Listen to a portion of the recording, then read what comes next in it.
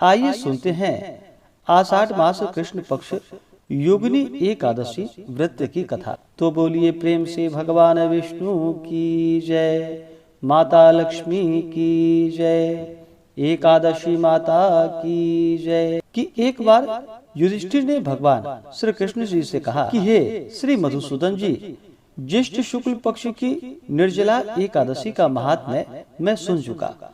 अब आगे आषाढ़ माह के कृष्ण पक्ष की एकादशी का क्या नाम है और इसका क्या महात्म्य है, आप कृपा करके मुझे बतलाइए।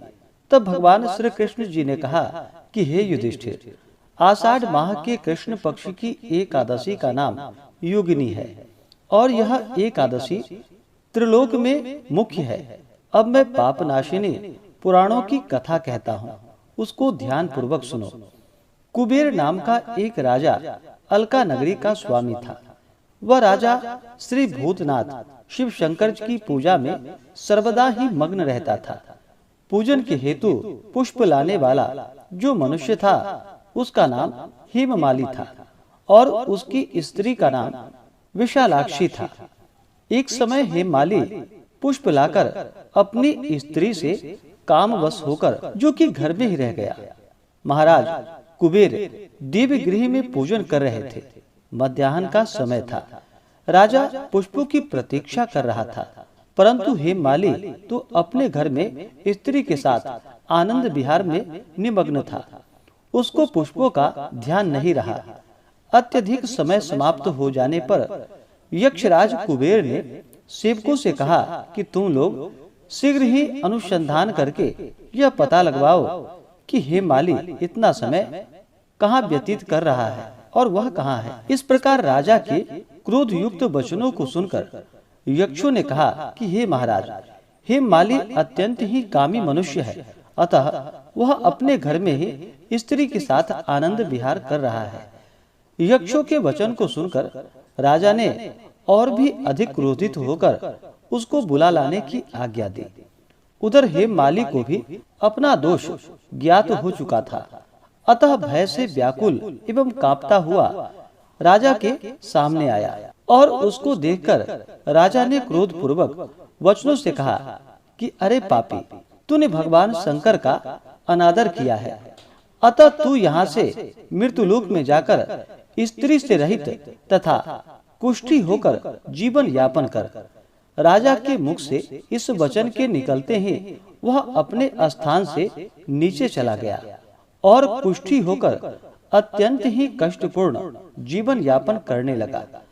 परंतु ऐसी दशा में भी भगवान शंकर के पूजन के प्रभाव से उसकी प्राचीन स्मृति नष्ट न हुई थी। वह कष्टों से पीड़ित अपने पूर्व कर्मों का स्मरण करता हुआ विंध्याचल की ओर चल पड़ा। वहां पर उसको श्री मार्कंडेय मुनि के साक्षात्कार हो गए। वह अत्यंत ही नम्रता पूर्वक प्रणाम करके उनके ही आश्रम पर बैठ गया।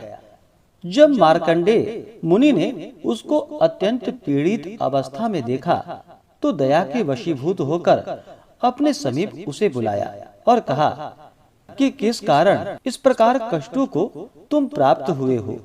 मुनि के प्रेम पूर्वक ऐसे वचन को सुनकर उसने अपनी संपूर्ण पूर्व कथा को कहा तथा हाथ जोड़कर प्रार्थना की कि हे मुनि जी, अब आप मुझको कोई ऐसी युक्ति बतलाइए कि जिससे मेरा यह कष्ट समाप्त हो जाए और इससे निवृत्ति हो जाए और पूर्व की भांति मैं हो जाऊं। मार्कंडेय मुनि ने कहा कि अच्छा, मैं तुमको एक व्रत का उपदेश देता हूँ, उसको तुम ध्यान पूर्वक सुनो, जिससे तुम्हारे ये कष्ट जो कि समाप्त हो जाएंगे। आषाढ़ माह के कृष्ण पक्ष की योगिनी नामक एकादशी का तुम व्रत करो। उस व्रत के प्रभाव से तुम्हारा यह सब पाप एवं कष्ट नष्ट हो जाएगा, यह कुष्ठ रोग निवृत्त हो जाएगा। इस प्रकार मुनि के ऐसे वचनों को सुनकर उसने भक्ति पूर्वक प्रणाम किया तथा अत्यंत ही आनंदित होकर उनके कथानुसार वह योगिनी नामक एकादशी का व्रत करने लगा।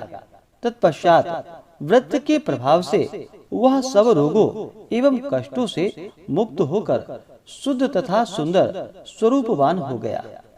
हे राजा, इस प्रकार महत्व प्रदान करने वाला यह योगिनी एकादशी का व्रत, जो कि 88,000 ब्राह्मणों को भोजन कराने से जो फल प्राप्त होता है, वही फल इस योगिनी नामक एकादशी का व्रत करने से होता है। इस व्रत को मनुष्य को अवश्य ही करनी चाहिए। तो बोलिए प्रेम से भगवान विष्णु की जय, माता लक्ष्मी की जय, एकादशी माता की जय, सर्व देवी देवता की जय। इसी प्रकार से जो भी भक्त सच्ची श्रद्धा के साथ, नियम और निष्ठा के साथ योगिनी एकादशी का व्रत करते हैं, कथा श्रवण करते हैं, भगवान की पूजा करते हैं, आरती करते हैं, धर्म का आचरण करते हुए समय को व्यतीत करते हैं, तो उनके सभी प्रकार के पापों का नाश होता है।